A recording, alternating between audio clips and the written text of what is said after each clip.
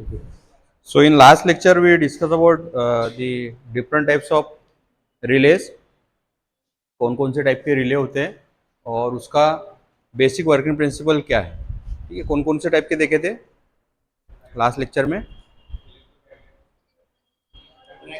Electromagnetic attraction type, electromagnetic induction type और static relay और micro processor based relay. ठीक है, सो in this lecture we will discuss about the what is the purpose of CT and PT, current transformer and potential transformer, regarding the protection scheme and some of the relay, some different type of relay that we have discussed in earlier lecture.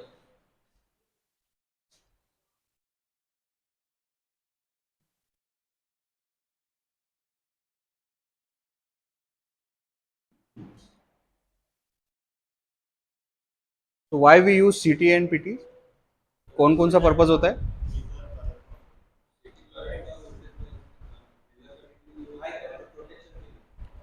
Basically जो current transformer and potential transformer है उसके दो purpose है।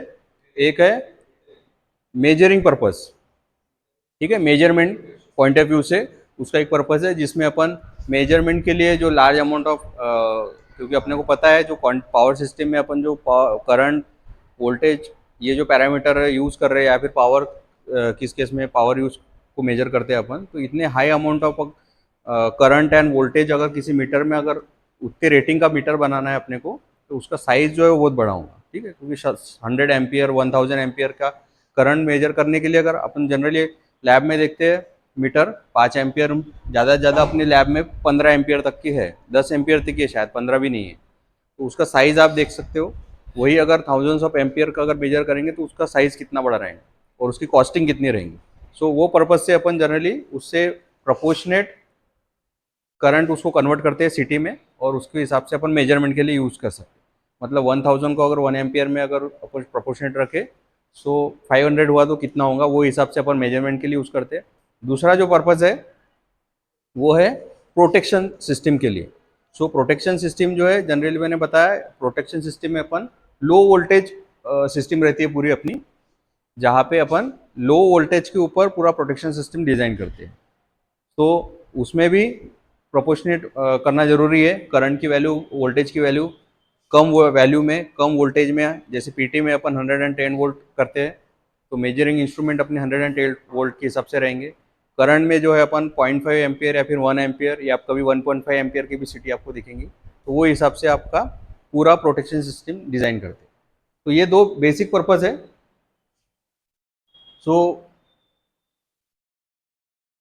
protective relays are connected in the secondary circuit of the current transformer and voltage transformer. Earlier में अपन ने जितने tripping circuit देखे उसमें मैंने बताया था, सर्किट डायग्राम में भी अपन ने देखे थे, signal from the secondary of city, जो इनपुट सिग्नल था रिले को आ रहा है वो सिटी के सेकेंडरी से अपने को इनपुट मिल रहा है, तो वो सेकेंडरी में उसके कनेक्टेड किए हुए अपन ने प्रोटेक्टिव रिले।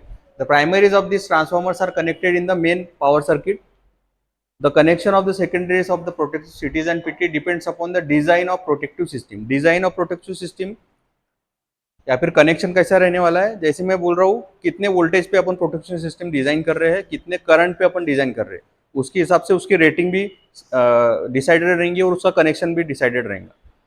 दो सिटीज को सीरीज में या पैरेलल में लगाना है तो अपने को कितना करंट के ऊपर उसको मेजर करना है, वो हिसाब से उसका कनेक्शन भी रहेगा। The protective cities and PT should behave satisfactorily during the transient abnormal condition. Transient abnormal condition, hence their accuracy under the transient condition is very important. Transient मैंने लास्ट लेक्चर में बताया था, स्विचिंग सर्जेस बोलते हैं या फिर transient जो आते हैं वो पीरियड में उसने इफिशिएंटली काम करना चाहिए, उसको एज अ फॉल्ट करके कंसिडर करना नहीं चाहिए। ट्रांजिएंट कंडीशन रहे या फिर सब ट्रांजिएंट कंडीशन रहे, उसमें वो डिटेक्ट करके उसकी एक्यूरेसी उसने मेंटेन करना चाहिए। कौन कौन से पैरामीटर जनरली सीटी और पीटी में रहते हैं या फिर स्पेसिफिकेशन अगर देखेंगे उसका सीटी या पीटी का, तो वो कौन कौन सी चीज़ें रहती है, तो क्या लगता है आपको कौन कौन सी चीज़ें होंगी जनरली अपन सीटी और पीटी की जब बात करते हैं? सो क्या देखते हैं उसमें, क्या स्पेसिफिकेशन देखते हैं? हम्म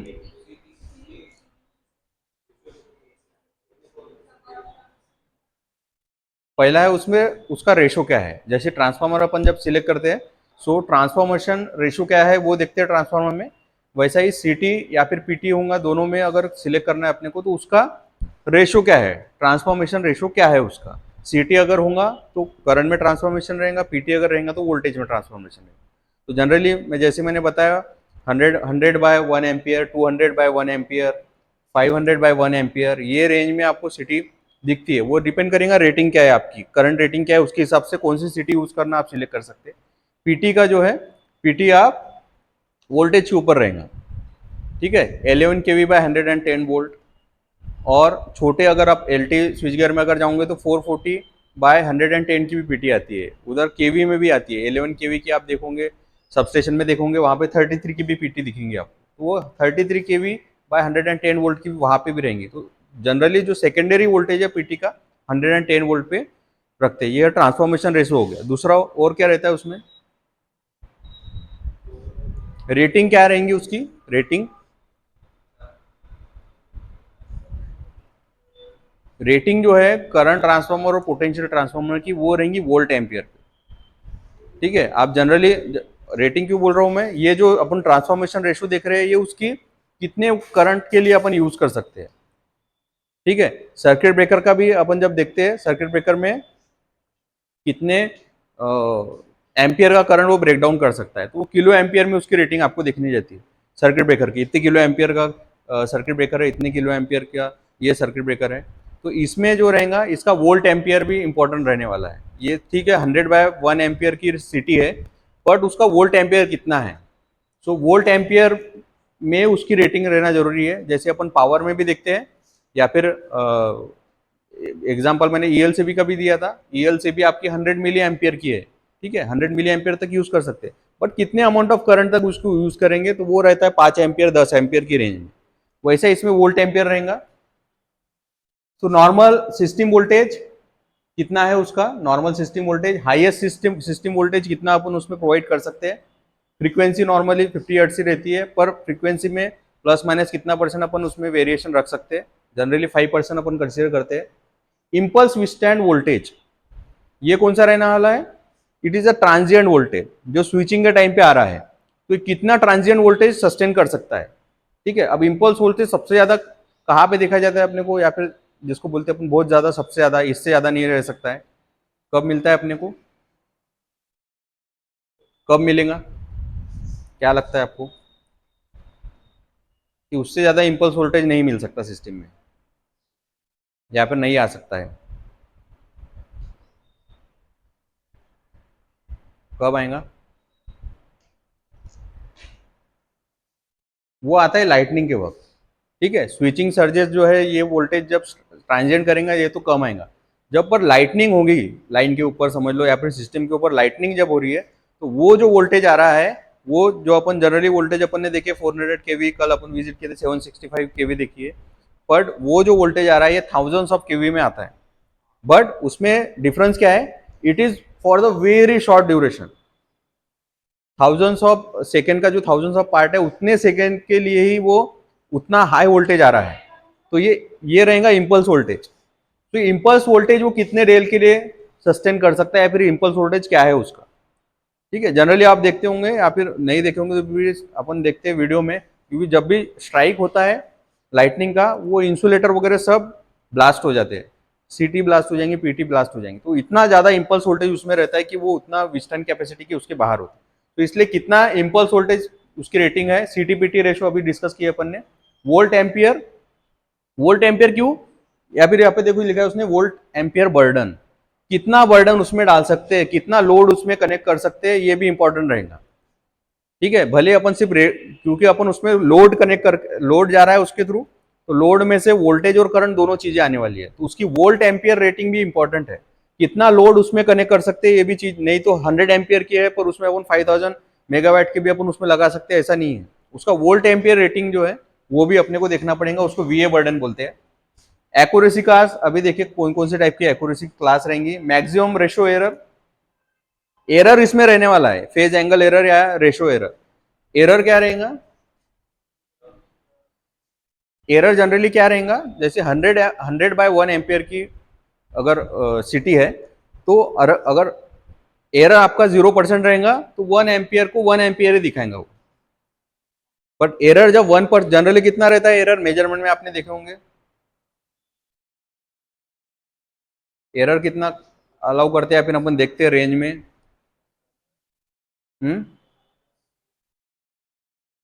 कितना रहता है? 1%, 2%, 3%। ये रेंज में आप 5 के नीचे आपका एरर रहना चाहिए। 5% के नीचे, 5% के ऊपर आप एरर कोई भी मीटर में कंसीडर नहीं कर सकते, मेजरमेंट के जितने मीटर है। तो ये एरर अपने को देखना पड़ेगा कि कितना एरर, क्योंकि कुछ अपन अलाउ कर सकते हैं, 1% अगर एरर है तो उसमें अलाउ कर सकते हैं। जैसे अपने को पता है कोई भी मीटर या फिर कोई भी सिस्टम है, वो उसमें 100% इफिशियंसी अपने को नहीं मिलती। थियोरेटिकली बोल सकते हैं अपन, थियोरेटिकली अपन बोलते हैं 100% इफिशियंसी, पर प्रैक्टिकली कोई चीज बना रहे हैं तो 100% अपने को नहीं मिलता है, उसमें कुछ ना कुछ एरर रहने वाला है। तो वो जो है अपन 1%, 2% तक उसको कंसिडर कर सकते हैं। Maximum phase angle error, phase angle उसमें कितना डिफरेंस है वो मीटर के ऊपर है, सीटी और पीटी मीटर के ऊपर है। तो एरर कम से कम रहना चाहिए। Requirement of the city used for protection, it should have the correct ratio even if the primary current is much greater than the rated current of city। क्या बोल रहा है उसमें, देखो, करेक्ट रेशो रहना चाहिए even if primary current is much greater than the rated current of city.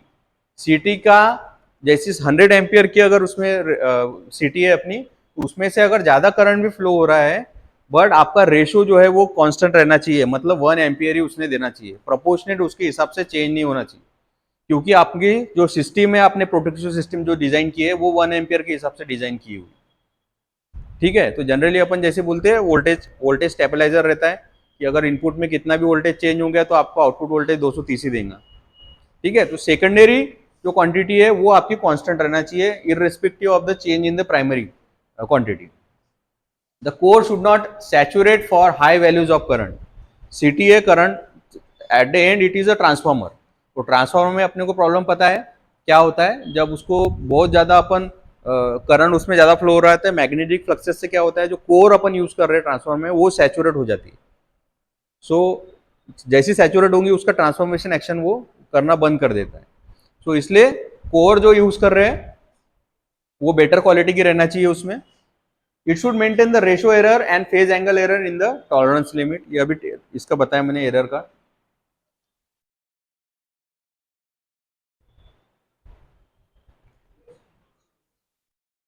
ये क्या है, एक्यूरेसी है, एक्यूरेसी उसकी बेटर रहना चाहिए, उसके लिए एक फॉर्मूला है। परसेंटेज एरर निकालना है अपने को, जैसे सीटी का परसेंटेज एरर निकालना है तो उसके लिए फॉर्मूला है n multiplied by I S minus I P multiplied by 100 upon IP। ठीक है, अभी एन आई एस क्या है, देखो, n is a nominal ratio, जो रेशो है उसका सीटी रेशो, वो रेशो है। NS is the sanctioned current, sanction current है वो, सैंक्शन करंट। PDF में देखते हैं, 1 मिनट।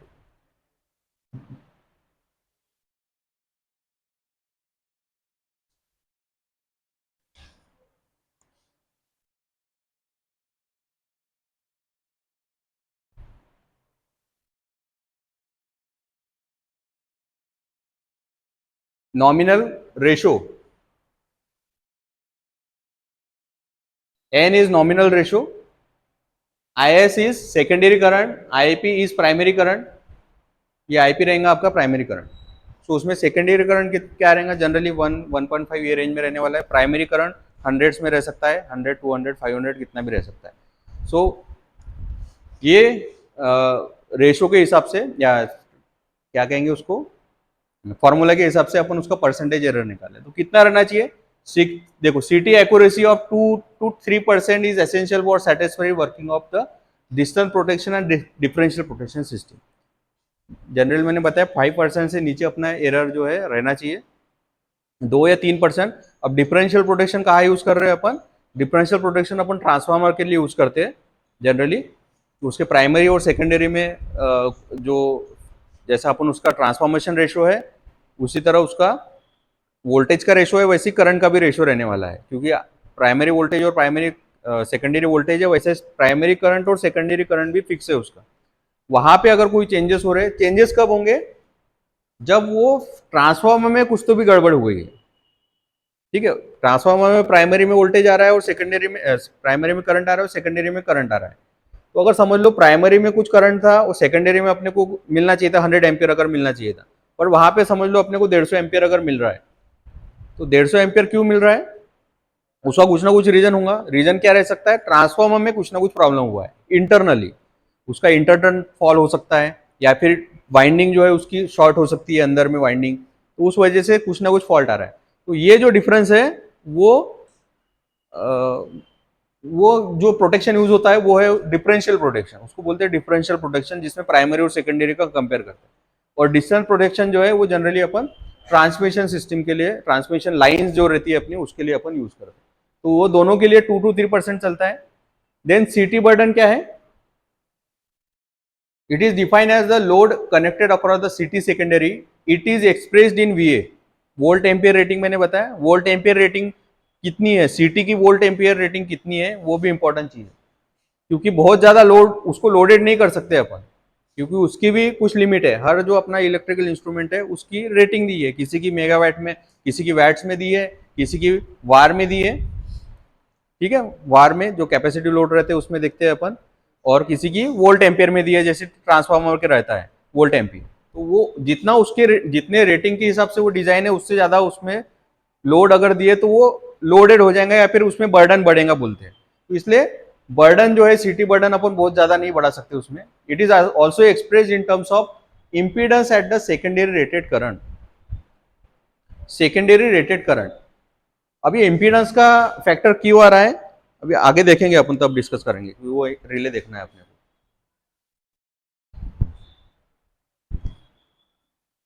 ठीक है, नेक्स्ट देखते हैं इसमें क्या है।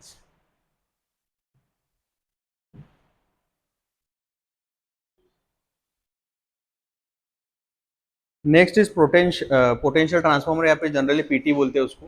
PTs are necessary for the voltage directional and distance protection. ठीक है, वोल्टेज वोल्टेज के लिए मतलब ओवर वोल्टेज और अंडर वोल्टेज, जैसे अपन ने मोटर में देखे, अपन ने परफॉर्म किए थे, ओवर वोल्टेज या अंडर वोल्टेज वहां पे लगेगा। डायरेक्शनल रिले, डायरेक्शनल रिले कब यूज हो सकता है? फेज सीक्वेंस रिवर्स भी हो गया तो उसके लिए भी डायरेक्शन अपन यूज कर सकते हैं। एक डायरेक्शन फ्लो हो रहा था, उसका डायरेक्शन चेंज हो गया। और डिस्टेंस प्रोटेक्शन लाइन के लिए जब रहेगा। Primary of the PT is connected to the power circuit. Generally PT substation में देखते हैं अपन, उसमें कैसा कनेक्टेड रहता है? एक लाइन में कनेक्ट रहता है और दूसरा जो है वो ग्राउंड में रहता है। ठीक है, जनरली अपन डायग्राम में भी जब बनाते हैं उसको, तो एक फेज में कनेक्ट रहेगा और दूसरा ग्राउंड में कनेक्ट रहेगा। यही उसको आइडेंटिफाई करने का भी सबस्टेशन में यही एक ऑप्शन है, क्योंकि वहां पे आपको नीचे से भले उसको आपकी उसको रेटिंग नहीं दिख रही है, उसका स्पेसिफिकेशन नहीं दिख रहा है, तो सीटीपीटी पहचानने का सिंपल क्या है फॉर्मूला? अगर जिसको इनपुट आ रहा है और उसको आउटपुट जा रहा है, ठीक है, सर्किट ब्रेकर में भी इनपुट आउटपुट रहने वाला है, पर सर्किट ब्रेकर का डिजाइन थोड़ा अलग रहता है।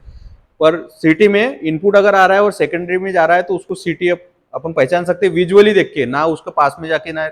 और पीटी को क्या कर सकते हैं? जनरली पीटी जो बस बार रहती है, बस बार के ऊपर लगाते हैं। बस बार के ऊपर उसको फेज, जो फेज है वो आता है, सिर्फ इनकमर दिखता है आपको, एक इनकमर, और आउटगोइंग आपको नहीं दिखेंगे उसमें, क्योंकि वो ग्राउंडेड रहता है। तो विजुअली आपको अगर देखना है तो सिटी में इनकमर आउटगोइंग दिख गया तो सिटी है, और सिर्फ इनकमर आके दूसरा ग्राउंड हो रहा है तो वो पीटी है। The volt ampere rating of the PT is smaller as compared with that of the power transformer. Volt ampere rating उसकी कमी रहने वाली है ऑब्वियसली। टाइप कौन कौन से है? एक है इलेक्ट्रोमैग्नेटिक टाइप, इलेक्ट्रोमैग्नेटिक टाइप है। इलेक्ट्रोमैग्नेटिक में क्या हो रहा है? It is similar to the conventional transformer. Conventional transformer जैसे होता है, with some additional features to minimise the error, it can be conventionally use up to 132 kV. 132 kV तक इसको यूज कर सकते हैं अपन। For lower voltage up to 3.2 kV, dry type transformer with the varnished impregnated windings are use, ठीक है, dry type transformer use कर सकते हैं। For voltage above 60 kV the several PTs are connected in cascade manner, cascade मतलब series और parallel का combination के हिसाब से पीटीज को यूज कर सकते हैं इसमें, पर जनरली हाई वोल्टेज पे जब जाते हैं तो ये पीटी यूज नहीं करते। इसके बाद जो पीटी देखेंगे अपन कैपेसिटिव टाइप वो यूज करते हैं फॉर द हायर वोल्टेजेस। ये वाली जो है कैपेसिटिव टाइप,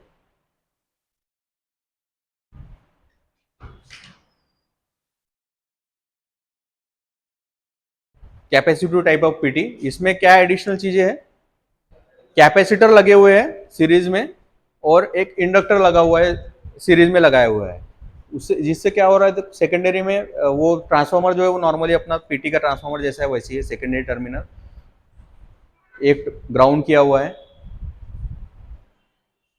क्या डिफरेंस है इसमें, at the higher voltage electromagnetic types of relays are very expensive, so the CPT बोलते हैं उसको generally, CPTs capacitive potential transformer, क्या CPTs are use. It consist of capacitive voltage divider, ये voltage divider है, ECI में पढ़े होंगे voltage divider current divider, ये वोल्टेज डिवाइडर यहाँ पे यूज किए हुए, ठीक, कैपेसिटिव टाइप है। ये रजिस्टिव टाइप का भी अपना वोल्टेज डिवाइडर बन सकता है, ये कैपेसिटिव टाइप है। It consists of the capacitive voltage divider as shown figure below. The capacitors C1 and C2 are connected in series so as to high voltage get distributed across them. Thus the voltage applied to primary में कितना voltage आ रहा है, high voltage minus voltage across C1। मतलब ये क्यों, इसमें क्या हो रहा है, कैपेसिटर यूज होने की वजह से जो इलेक्ट्रोमैग्नेटिक में प्रॉब्लम आ रहा था जनरली, हाई वोल्टेज ना देते हुए वो वोल्टेज को डिस्ट्रीब्यूट कर दे रहा है, ठीक है, दो कैपेसिटर सीरीज में लगा रहे हैं तो जो प्राइमरी में वोल्टेज मिल रहा है वो डिस्ट्रीब्यूट हो रहा है, ये high voltage minus voltage across C1। To reduce the phase angle error and ratio error inductor L is connected, क्योंकि फेज एंगल एरर दोनों या फिर रेशियो एरर जो है वो कम करना है, इसलिए इंडक्टर यहाँ पे आपको दिख रहा है सीरीज में, ये डायग्राम में आपको दिखेगा।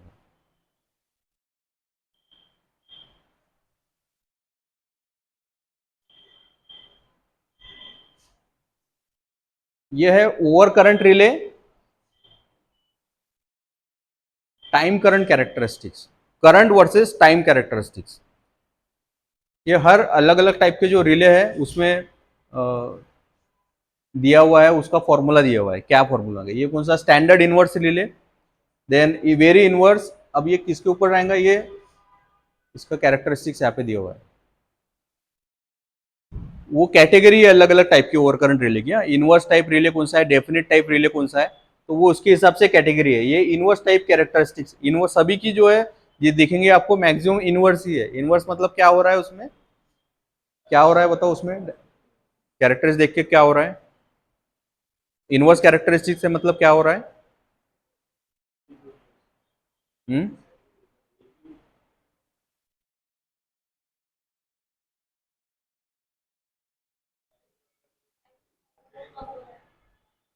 एक्चुएटिंग क्वांटिटी है, यहाँ पे क्या है, एक्चुएटिंग क्वांटिटी है। एक्चुएटिंग मतलब आप कितने पे सेट कर रहे हैं, ये पिकअप करंट यहाँ पे दिखाऊंगा, देखो पिकअप वैल्यू, ये पिकअप करंट अगर आप सेट कर रहे हैं समझ लो, जैसा उसका ये वैल्यू बढ़ रही है, जैसे देखो पिकअप करंट के तरफ इधर अगर वैल्यू बढ़ रही है एक्चुअल क्वांटिटी की, उसका इनवर्स कैरेक्टरिस्टिक हो रही है, मतलब कम समय पे क्या कहेंगे उसको, अगर टाइम के हिसाब से अगर देखेंगे अपन तो क्या हो रहा है, स्मॉल चेंज इन क्वांटिटी, उसका इफेक्ट जो है वो ज्यादा दिख रहा है, स्मॉल अमाउंट ऑफ टाइम में ज्यादा इफेक्ट दिख रहा है, इनवर्स कैरेक्टरिस्टिक्स है। ये दो पॉइंट में देखोगे या फिर इसमें भी देखोगे आप, इसमें क्या हो रहा है, देखो ये टाइम में है, यहाँ पे कोई भी एक टाइम ले लो, अगर ये टाइम पे आप कंसिडर कर रहे हो, ये टाइम पे आप कंसिडर कर रहे हो कितना टाइम में ऑपरेट होगा, सो कितना समय जा रहा है, देखो ये वन सेकेंड के आसपास है, और जब ये क्वांटिटी एक्चुएटिंग क्वांटिटी आपकी बढ़ेगी तो क्या हो रहा है, टाइम कम हो रहा है, ठीक है, इनवर्स इनवर्स रिलेशन है दोनों में, जितनी क्वांटिटी ज्यादा रहेंगी उतना टाइम कम रहेगा, जितनी आपकी क्या कहेंगे उसको क्वांटिटी, मतलब जो पिकअप वैल्यू की थोड़ी सी अगर चेंज हो रही है तो वो थोड़ा समय लेंगे, बहुत ज्यादा अगर उसमें चेंज हो रहे हैं तो वो सडनली ये करेगा, मतलब इनवर्स कैरेक्टरिस्टिक्स है। तो जितने ओवर करंट रिले किए सबकी इनवर्स कैरेक्टरिस्टिक्स है, बट उसमें डिफरेंस है कि कितने कितने परसेंटेज के हिसाब से वो इनवर्स कैरेक्टरिस्टिक्स रहेंगी। उसमें वो जो टाइप देख रहे हैं अपन, ये है वो the current versus time tripping characteristics of the overcurrent relay may need to vary according to the tripping time requirement and the characteristics of the other protecting devices used in the network। तो कितने समय के लिए वो withstand, कितने समय तक उसने विस्टैंड करना चाहिए इतना अमाउंट ऑफ करंट, वो अपने को ये करंट वर्सेस टाइम कैरेक्टरिस्टिक्स के हिसाब से अपने को देखना है। तो जनरली वो इनवर्स कैरेक्टरिस्टिक्स रहती है ओवर करंट रिले के लिए। तो ये स्टैंडर्ड इनवर्स रिले रहेगा, तो उसके लिए ये फॉर्मूला रहेगा। ये ऑपरेटिंग टाइम टीएमएस क्या है, कल देखे थे अपन ने डेफिनेशन में भी।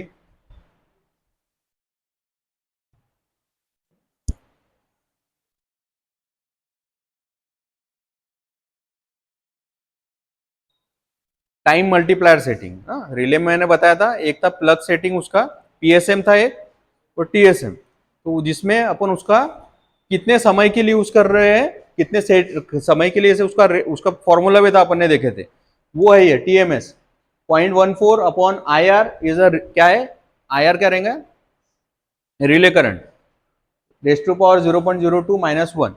वो हिसाब से डिफरेंट टाइप ऑफ रिले जो है उसके फॉर्मूले अलग अलग है। तो आप कौन से टाइप का फॉर्मूला यूज कर रहे हैं उसके हिसाब से वो क्या निकालेगा, टाइम निकालेगा, रिले टाइम निकालेगा, कितने समय के लिए ऑपरेट हो रहा है। उसके लिए एक अपन ने बेसिक फॉर्मूला भी देखे थे रिले टाइम कैलकुलेट करने के लिए, उसमें पीएसएम भी लग रहा था, टीएसएम लग रहा था अपने को, फर्स्ट लेक्चर में याद करो डेफिनेशन के इसमें। तो ये कैरेक्टरिस्टिक्स इनवर्स टाइप की कैसी हो रही है, ये देखो वेरिएशन हो रहा है। Very inverse time, extremely inverse type, IDMT relay, inverse definite relay है। ये अलग अलग कैरेक्टरिस्टिक्स यहाँ पे आपको देखने को मिलेंगे। Next is micro processor over current relay. इसमें थोड़ा डिटेल में जो अपन ने लास्ट लेक्चर में देखे उसमें सिर्फ ब्लॉक डायग्राम था, यहाँ पे स्पेसिफिकली कौन सा आप उसमें सर्किट भी और इक्विपमेंट यूज कर रहे हैं। इसे मल्टीप्लेक्सर अगर यूज कर रहे हैं तो ये मल्टीप्लेक्सर का नाम है A to D कन्वर्टर, ये ADC 0800, और कौन सा प्रोसेसर यूज कर रहे हैं 8085 माइक्रो प्रोसेसर यूज कर रहे हैं। वो सर्किट डायग्राम लगभग सेम ही है, सिर्फ यहाँ पे कौन सा एक्चुअल में यूज किया गया है वो दिखाया है। सीटी से आ रहा है, then I2V converter, I2V converter means current to voltage converter. ये क्यों लग रहा है देखो, तो AC voltage proportional to the load current is converted in the DC through the precision rectifier. AC voltage proportional to the load current, क्योंकि input कहां से आ रहा है अपने को, सीटी के सेकेंडरी से, सीटी के सेकेंडरी से आ रहा है ना, ये सीटी दिख रही है, सीटी के सेकेंडरी से इनपुट जो आ रहा है वो क्या रहेगा, करंट रहेगा। अपने को ऑपरेट जो कर रहा है सिस्टम वो वोल्टेज में कर रहा है, इसलिए वो करंट टू वोल्टेज कन्वर्टर जो है वो यूज कर रहे हैं अपन। जैसे करंट चेंज होगा उसके हिसाब से वोल्टेज वो प्रोपोर्शनेट वोल्टेज अपने को प्रोवाइड करेंगे। सो प्रोपोर्शनल वोल्टेज जो है वो दे रहे हैं अपन इसको प्रिसीजन रेक्टिफायर को, क्योंकि इलेक्ट्रॉनिक सर्किटरी है तो उसमें अपने को कौन सा सप्लाई लगने वाला है, डीसी। तो एसी टू डीसी कन्वर्ट कर रहे हैं। Thus the microprocessor accept DC voltage proportional to the load current. The schematic diagram. The output of the rectifier is fed to multiplexer. अब ये multiplexer क्या है, many input one output। many input है मतलब क्या कर रहा है वो, उसको नंबर ऑफ फीडिंग जा रही है, नंबर ऑफ फीडिंग जा रही है, many inputs जा रहे हैं उसमें। मतलब 3 फेज अगर होगा सिस्टम अपना तो वो मल्टीप्लेक्सर को 3 हर फेज का इनपुट जाने वाला है कि हर फेज में कितने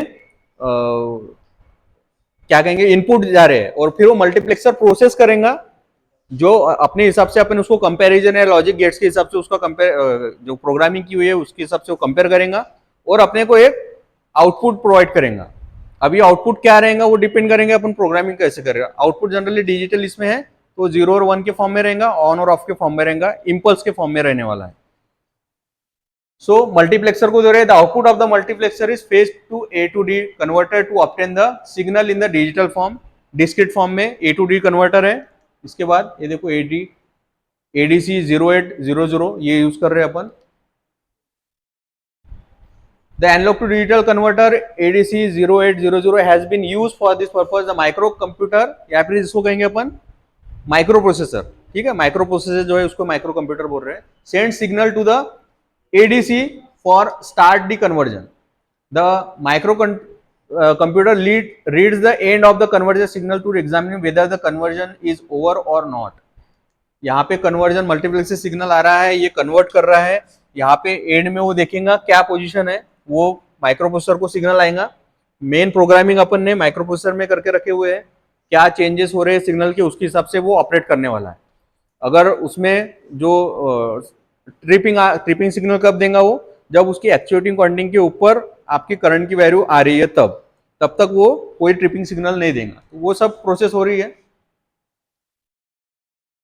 So as soon as the conversion is over, the microcomputer reads the current signal in the digital form and then compares it with the earlier one. और कंपेयर करने के बाद अगर वो रेंज के बाहर जा रहा है तो फिर वो ट्रिपिंग सिग्नल देगा सर्किट ब्रेकर को.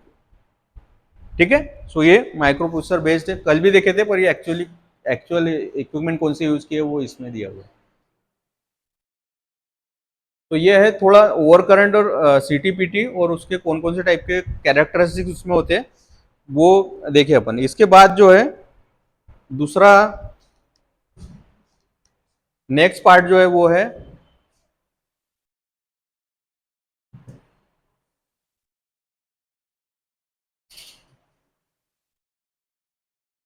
इसका सिर्फ इंट्रोडक्शन देखते हैं, फिर बाकी कल देखेंगे अपन. नेक्स्ट टाइप ऑफ प्रोटेक्शन जो अपन ने उसमें भी स्टडी कर रहे हैं वो है दो टाइप का जो प्रोटेक्शन है वो इसमें देखना है अपने को. नेक्स्ट एक है डायरेक्शनल डिफरेंशियल प्रोटेक्शन, और जो अपन जनरली ट्रांसफार्मर के करते हैं, और दूसरा है डिस्टेंस प्रोटेक्शन. सो जनरली अपन जो ट्रांसमिशन लाइन के लिए करते हैं. सो डिस्टेंस प्रोटेक्शन का बेसिक वर्किंग जो है या फिर बेसिक वर्किंग प्रिंसिपल क्या है, वो उसके ऑपरेट करता है इम्पीडेंस के ऊपर. ठीक है, इम्पीडेंस मेजर करता है. जब डिस्टेंस रिले अपन बोल रहे हैं मतलब वो कौन सा रिले हो गया, it is a impedance relay. क्योंकि अब ओवर करंट रिले बोलेंगे तो क्या कर रहे हैं, ऑब्वियसली उसमें वो करंट मेजर करने वाला है, कलर का एक्चुएटिंग क्वांटिटी अपनी करंट रहने वाली है, और वो ट्रिपिंग सिग्नल उसके हिसाब से देगा. जब अपन डिस्टेंस रिले जब बोल रहे हैं तो डिस्टेंस रिले में क्या कर रहा है, वो एक्चुएटिंग क्वांटिटी वहां पे क्या है, it is a impedance. Actuating quantity अपना इम्पीडेंस है. तो वहां पे जो अपन सेट करके रख रहे हैं रिले में, इट इज एक्चुएटिंग क्वांटिटी जो है वो इम्पीडेंस है. अभी डिस्टेंस रिले में इम्पीडेंस की क्यों जरूरत पड़ रही है, ये समझ लो. अगर ये जनरली अपना सिंगल लाइन डायग्राम है, कोई भी सर्किट की हो सकती है. ये सीटी लगा हुआ है यहाँ पे, कहाँ पे लगा हुआ है, देखो ये सीटी 1 यहाँ पे लगा हुआ है, इसके पीटी यहाँ पे है, और इसके दोनों के बीच में अपन ने इम्पीडेंस रिले लगाया. Impedance relay means it is a distance relay. और ये है आपकी ट्रांसमिशन लाइन. जेडएल क्या है, it is a transmission line impedance, या फिर लोड इम्पीडेंस बोलेंगे उसको, क्योंकि लाइन से लोड कनेक्टेड है. तो ये ट्रांसमिशन लाइन का जो इम्पीडेंस है मतलब क्या है, Z means V by I, it is V by I. तो इम्पीडेंस जो है ये ZL है.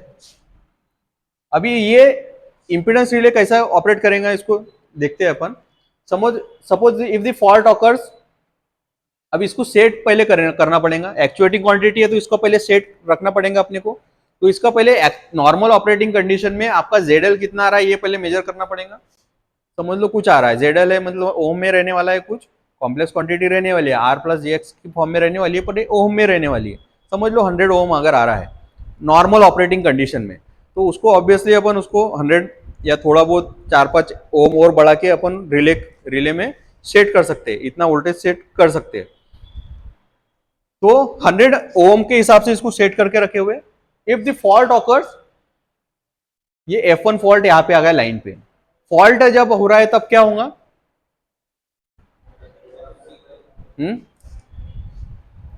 इंपीडेंस में क्या होगा, अपनी एक्चुअली क्वांटिटी इंपीडेंस है ना, इंपीडेंस जो है कम होगा. ठीक है, नॉर्मली उसको ऑब्वियसली भी अगर सोचेंगे अपन, फॉल्ट हो रहा है मतलब शॉर्ट सर्किट हो रहा है. शॉर्ट सर्किट जितना होगा उतना आपका इंपीडेंस कम होने वाला है, मतलब रेजिस्टेंस कम ही होने वाला है.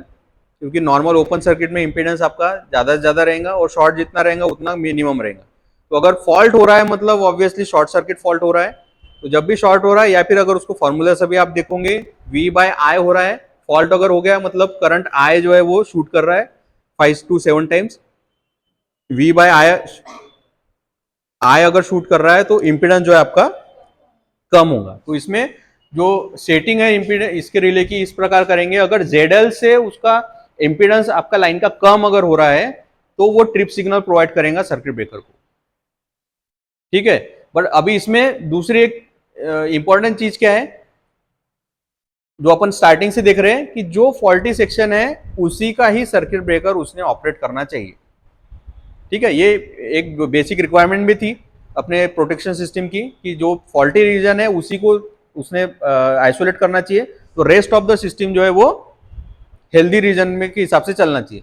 तो सपोज यहाँ पे अगर फॉल्ट हो रहा है, समझ लो ये रीजन के लिए ये अपन ने सर्किट ब्रेकर और रिले लगा के रखे थे, और F2 मतलब आउट ऑफ रीजन अगर फॉल्ट हो रहा है तो ये रिले ऑपरेट नहीं होना चाहिए। क्यों नहीं होगा? क्योंकि ये इंपीडेंस चेंज नहीं होने वाला है उसके लिए, it is a different zone, it is a different zone.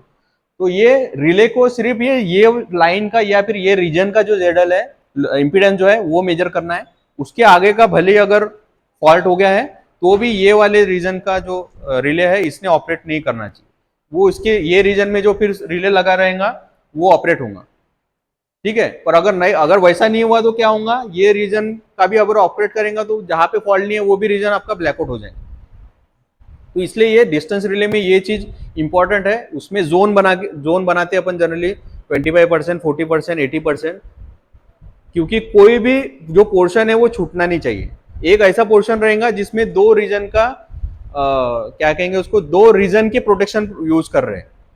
समझ लो एक पहला जो रीजन है उसमें 20% वाला वो उसको प्रोवाइड कर रहा है, तो अदर रीजन वाला उसका 40 to 60% प्रोवाइड करेगा। जैसे अपन ने लैम्प में भी देखे थे ओवरलैपिंग होना चाहिए, वैसा प्रोटेक्शन सिस्टम में भी ओवरलैपिंग होना चाहिए। क्यों? क्योंकि अपन प्रोटेक्शन सिस्टम में दो प्रोटेक्शन देना जरूरी है, वन इज कन्वेंशनल प्रोटेक्शन और दूसरा है उसका बैकअप प्रोटेक्शन। बैकअप प्रोटेक्शन भी अपन ने देखे फर्स्ट यूनिट में स्टडी किए थे, बैकअप प्रोटेक्शन की यूज कर रहा है क्योंकि समझ लो अगर ये आपका काम नहीं कर रहा है, समझ लो माल फंक्शनिंग हो सकती है उसमें कुछ, या फिर रिले में कोई प्रॉब्लम हो सकती है, तो अगर ये ऑपरेट नहीं कर रहा है तो क्या करेगा, ऑपरेट नहीं करेगा तो फॉल्ट करंट उतना ज्यादा फ्लो होते रहेगा सिस्टम में। तो अगर एक सिस्टम आपकी नहीं ऑपरेट कर रही है तो उसका जो बैकअप प्रोटेक्शन है वो उसने सेंस करके रिले जो है आपका वहां से सर्किट वो पूरा ट्रिप करना चाहिए, ठीक है। तो ये इसलिए क्योंकि ये लाइन है, ये छोटा सा यहाँ पे दिख रहा होगा पर ये लाइन है, ये हंड्रेड्स ऑफ किलोमीटर की है, उसमें कुछ 50 किलोमीटर में एक रहेगा, उसके आगे में दूसरा रहेगा, फिर क्योंकि 1000 ऑफ किलोमीटर वो की लाइन रहने वाली है। सो ये बेसिक प्रिंसिपल अपने को इसमें यूज करना है डिस्टेंस प्रोटेक्शन में, जिसमें अपन इंपीडेंस मेजर कर रहे हैं लाइन का। फॉल्ट अगर हुआ तो इंपीडेंस कम होगा, वो रिले सेंस करेगा और वो ट्रिप सिग्नल प्रोवाइड करेगा सर्किट ब्रेकर, ठीक है। उसमें से कौन सा सर्किट ब्रेकर ट्रिप हुआ है उसके हिसाब से आपका लोकेशन पता चलेगा सबस्टेशन में, क्योंकि क्या हो रहा है देखो सबस्टेशन यहाँ पे है और आपकी 200 किलोमीटर की लाइन है, तो आपका कहाँ पे ट्रिप हो रहा है कैसे समझेगा, लोकेशन के लिए आपका कौन सा रिले ट्रिप हो रहा है वहां से आपको लोकेशन समझेगा कि ये वो रीजन में वो स्पैन में पोल नंबर 50 to 60 के बीच में जो है ये स्पैन में आपका फॉल्ट हुआ है, ठीक है। ठीक है, वही सब है इसमें जो लिखा हुआ है। इसके बाद जो नेक्स्ट कौन कौन से टाइप के ये है वही दिया है सभी, ZL क्या है, फिर Z impedance V by I है, ZL और रिले विल ऑपरेट। इसमें भी टाइप है अलग अलग, वो जो है अपन नेक्स्ट लेक्चर में देखेंगे, ठीक है।